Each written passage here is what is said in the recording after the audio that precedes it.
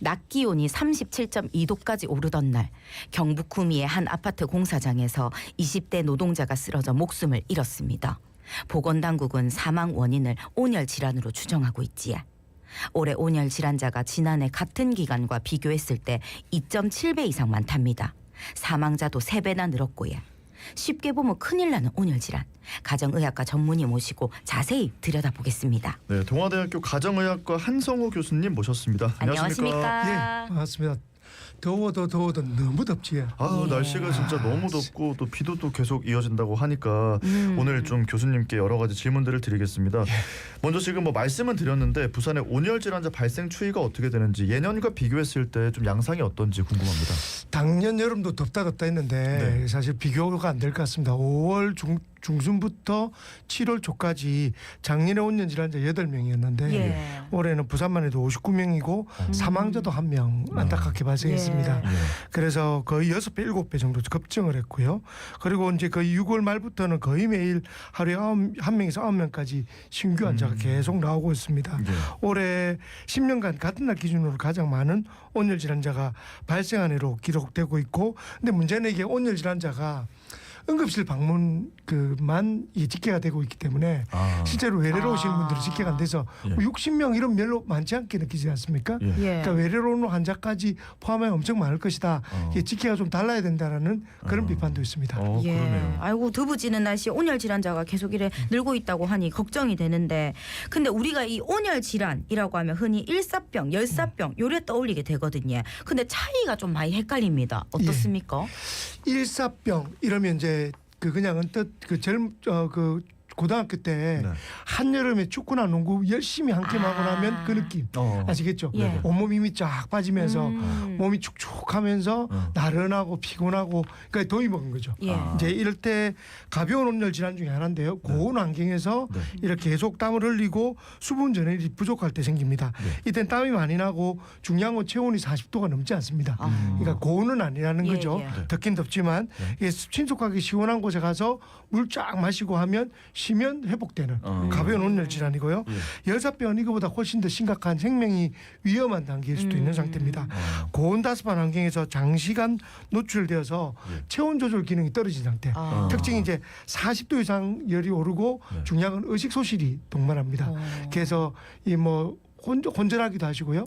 그리고 혼미하기도 하기 때문에 이럴 때는 즉각적 응급 조치를 해야 되고 체온을 빨리 떨어뜨리고 제일 중요한 건 119를 빨리 불러서 병의원으로 빨리 이송하는 것이 중요한 단계입니다. 그러면 또 궁금해지는 게 일사병 증상이 있는데 물 안 마시고 가만히 있으면 열사병이 될 수도 있습니까? 그렇죠. 오랫동안 지속되게 되면 그 상태로 놔두면 처음에 이제 뭐 야외에서 노동자가 열심히 일을 하시다가 이 더위 먹은 정도에서의 상황이라면 그냥 물 마시고 쉬었다가 회복되면 다시 갈 수 있는데 계속 그걸 무시하시고 계속 일하다 보면 열사병 단계로 될 수도 있다는 거죠. 그러니까 하루 안에도 열사병이 생길 수 있다 이런 말씀이신 그렇죠. 거잖아요. 그렇죠? 당연하죠. 네. 자, 온열 질환이라는 게 이제 보통 초기에 어떤 증상이 나타나는지를 알고 좀 대처하는 게 중요할 것 같거든요. 어떤 증상이 있는지 또 자가 대처법, 처치법이 있다면 어떤 게 있는지를 좀 알려주시죠. 초기에는 이제 두통, 어지럼증, 피로감, 그다음에 구역질, 땀만이 나고 피부가 축축해지는 느낌, 요 정도로 시작합니다. 집중력도 저하되고요. 그러니까 우리가 흔히 더위 먹었다 요 느낌 정도인데 요때는 충분히 쉬면 되는 정도의 수준입니다. 물 마시고 서늘한 곳에 가셔야 되고요. 그런데 이제 체온이 40도 이상 오르고 땀이 이제 나지 않습니다. 오히려 체온 조절이 안 되기 때문에 피부가 뜨겁고 의식저하, 혼수, 심한 두통, 오한이 생기면 적극적인 응급처치 그리고 119. 이때 또 중요한 것이 의식이 저하된 분한테 이게 발견하게 되면 급하게 우리가 찬물을 먹이거든요. 이건 하시면 안 됩니다. 왜냐하면 기도로 들어가서 더 큰 문제를 만들 수 있기 때문에 의식이 없는 사람한테는 억지로 음료를 먹이게 하면 안 된다. 이것도 상식적으로 아시는 것이 중요할 것 같습니다. 예, 물을 먹이면 안 된다. 기억하겠습니다.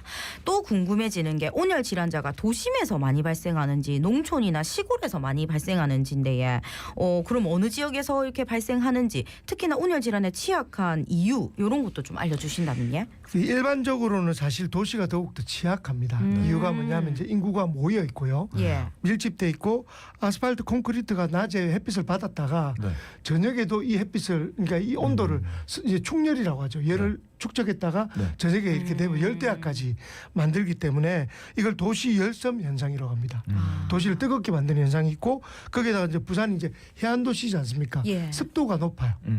그러면 이게 땀이 증발되는 효과가 훨씬 더 약하게 됩니다. 그래서 체감 온도가 훨씬 더 실제보다 높다라고 생각할 수 있고요. 이제 이로 인해서 열사병이나 열탈진 같은 온열 질환 발생이 확률이 높은데요. 문제는 우리가 이제 보통은 일반적인 경우 그렇지만 네. 농촌 지역에 가면 어르신들이 네. 사실 서늘한 곳이 훨씬 더 서늘함에도 불구하고 대학볕에서 일을 하시다. 아, 그치. 일을 하시다가 그냥 조금 이게 특히 이제 노인들은 열을 조절하시는 그 떨어진 데다가 온도 열사병이나 이제 일사병에 대한 체감도 늦게 가지게 됩니다. 그래서 이게 때를 놓쳐서 이 쓰러져서 발견하는 경우가 많습니다. 실제로 사망 사고가 농촌에서 훨씬 더 많다는 게 특히 노인들이 많다는 것도 사실은 뭐 일반적인 이야기는 도시가 더 심하지만 실제로 사망 사고는 농촌에 더 많을 수 있다라는 것도 좀 특이한 점이라고 생각합니다. 네, 네. 자, 그리고 뭐 기저 질환을 앓고 계시거나 건설 현장에서 일을 하시거나 뭐 아까 말씀하신 것처럼 농부이시거나 또 바깥에서 일하시는 분들 또 냉방기기 없이 생활하시는 뭐 쪽방촌 또 노숙인 분들에게 여름철 폭염이 특히나 위험하지 않을까 싶은데요. 좀 특히나 조심해야 되는 분들이 있다면 어떤 분들이 있습니까? 실제 이제 현장에서 이 폭염에 대해서 가장 위협을 느끼는 계층은 이제 노년층인데 특히 독거노인들 예. 혼자 계신 분들이 예. 그렇고요. 야외 노동자 당연할 것 같고 쪽방촌 거주자, 노숙인, 중증 장애인 같이 주거 경제적으로 좀 취약한 계층이 그렇게 될 것 같습니다. 근데 이분들이 아까 제가 아침에도 이야기했지만 이 냉방기가 있어도 아까워서 못 들어요. 예. 그래서 특히 뭐 그러니까 이 냉방비에 대한 걱정도 있고 하니까 잘 못 드니까 안 그래도 더운데 더욱 더 취약하다고 생각이 됩니다. 이제 이런 분들은 정부와 지자체가 좀 집중적으로 발굴할 필요가 있습니다. 왜냐하면 이분들을 좀 찾아서 예. 적극적으로 지원을 해야 되고 뭐 무더위 쉼터뿐만 아니라 냉방비 지원 그리고 제일 중요한 안보 확인 중간중간에 잘 지내신지 이런 것들에 대한 맞춤형의 보호 대책이 좀 필요하다고 생각합니다. 예, 맞습니다. 또 주변에 사는 이웃들의 관심도 필요할 것 같다. 이런 생각도 듭니다. 자, 또 주변을 살펴보면 무더위 쉼터라고 적힌 곳을 어렵지 않게 발견할 수 있습니다. 다만 아쉬운 점이 더위를 피해 쉴 수 있는 공간이어야 하는데 실내가 아닌 나무 그늘 아래 지정된 곳도 있고 또 뭐 복지관 등 실내이긴 하지만 야간에는 이용할 수 없는 곳도 있더라고요. 무더위 쉼터 관련해 가지고 우리가 좀 눈여겨보고 보완해야 할 점 뭐라고 보십니까? 일단 대부분 무더위 쉼터가 주간 업무에만 활용하는 곳이 예. 많아요. 예를 들어 뭐 복지관이나 주민센터 같은 경우는 일하는 시간에만 오픈을 하니까요. 그러니까 이제 야간 폭염에 사실 노출된 시민들은 이용하기가 어렵습니다. 그래서 이제 쪽박촌 거주자나 이제 노숙인 또는 독거노인분들이 이런 주거 취약 계층이 밤에도 쉴 수 있는 그런 공간들이 좀 훨씬 더 많아야 되겠다. 그리고 24시간 또는 야간에 좀 연장하는 열대가 심할 때는 좀 연장하는 그런 좀 정책이 필요하다고 생각되고요. 부산의 무더위 쉼터는 경로당이나 특정 계통에 치우쳐서 이용하는 그런 무더위 쉼터가 많습니다. 그래서 젊은 층이나 다양한 연령대가 쉽게 이용할 수 어렵다라는 지적이 있고요. 주민센터, 도서관, 은행, 복지관 등 다양한 공공시설들이 쉼터로 확대 지정할 필요가 있습니다. 또 하나가 그 우리 배달 노동자들 이 사실은 더위 완전 노출돼 있지 않습니까? 그렇죠. 이제 부산이 한 11군데 정도의 쉼터가 있다고 돼 있는데 이게 좀 집중돼 있고 지역별로요. 그리고 충분히 안내가 잘 안 돼 있는 것 같습니다. 그래서 서울 등 다른 도시에 비해서 훨씬 더 개수가 적으니까 이런 확정도 필요할 것 같고요. 또 하나는 이제 부산시 공식 홈페이지 가면 무더위 쉼터 정보가 저도 잘 못 찾겠더라고요. 그래서 이게 취약한 계층들을 찾기가 힘듭니다. 요즘에 뭐 핸드폰을 보면 실시간 위치 안내 이런 게 쉽게 할 수 있지 않습니까?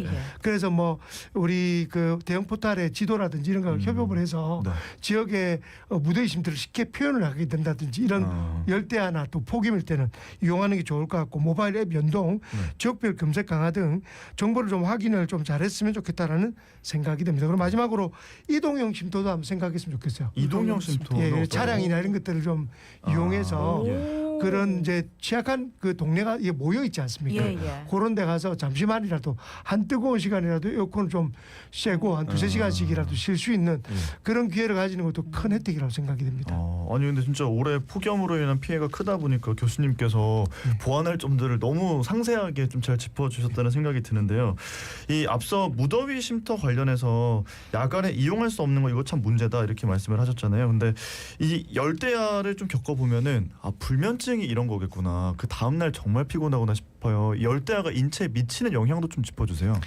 일단 부산에 올해 열대야가 111년 만에 가장 이른 열대야라고 합니다. 예. 이게 밤의 온도가 기온이 25도 이상으로 내려가지 않는 상태를 열대야라고 하는데요. 이게 이제 단순한 불쾌감을 넘어서서 열대야가 있으면 잠을 잘 못 잡니다. 네. 이제 자꾸 깨기도 하고 그쵸. 그렇게 되면 다음날 만성 피로, 면역력 저하, 특히 이제 만성 질환을 가진 분들은 만성 질환이 악화될 수 있고요. 그로 인해서 온열 질환의 위험이 증가되는 다양한 건강 문제를 유발할 수가 있습니다.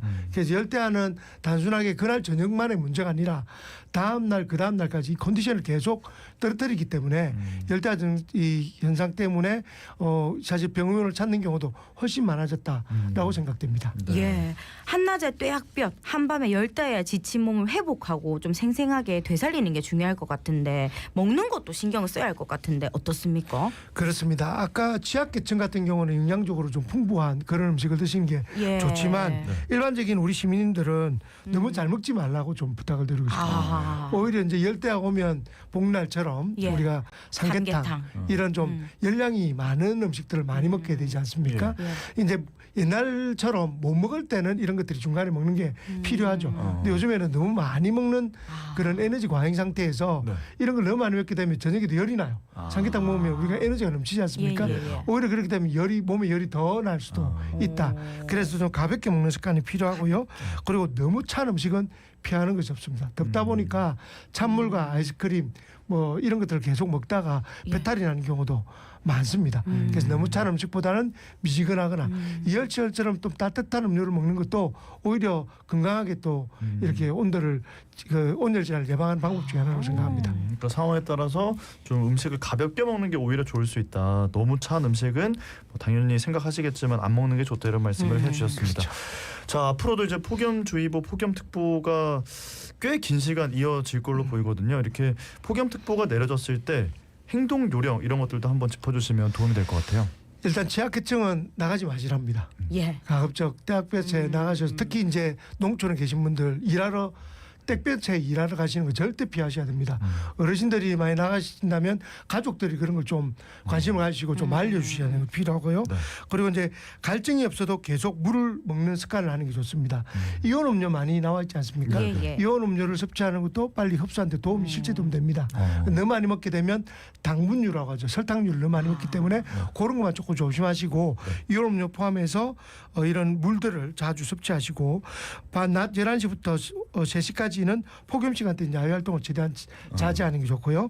외출 때는 모자, 양산, 선글라스 같은 것을 착용하는 것이 좋습니다.